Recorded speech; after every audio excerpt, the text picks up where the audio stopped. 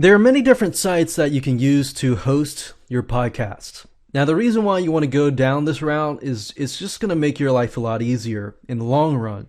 Simply because when you upload to these podcast sites and hosting podcast sites, they will actually host it and they will actually generate a RSS feed for you so that you don't have to. It just makes your life a lot easier.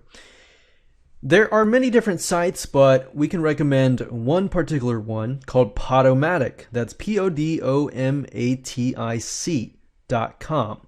If you go to Podomatic, you can actually create a free account. They have pro level accounts, but the free level account is just good as well. But you can also add tracking and other things like that if you want to go pro.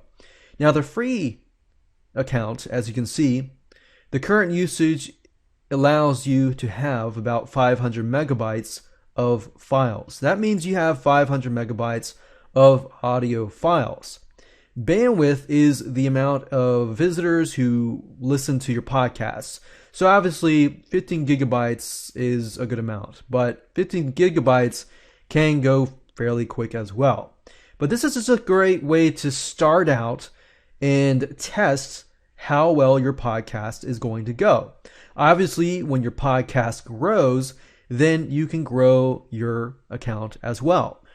There are other sites out there like podbean.com, which is cheap. It's not free, but it's fairly cheap. It's $3 to begin. You have 100 gigabytes of monthly bandwidth. In my opinion, that's actually fairly cheap. But you only get 100 megabytes of monthly storage.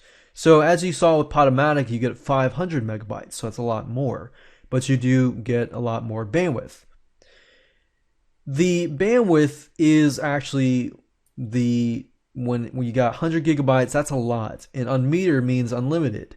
So that means you can have 300 megabytes, which I will admit, that doesn't really, 100 megabytes is a good amount already. Generally speaking, one audio file is about generally 2 to 3 to 5 megabytes. So even with the $3 amount, you have a good amount of space. Or 300 amount, you have a good amount of space. So Podbean is another great site to go to.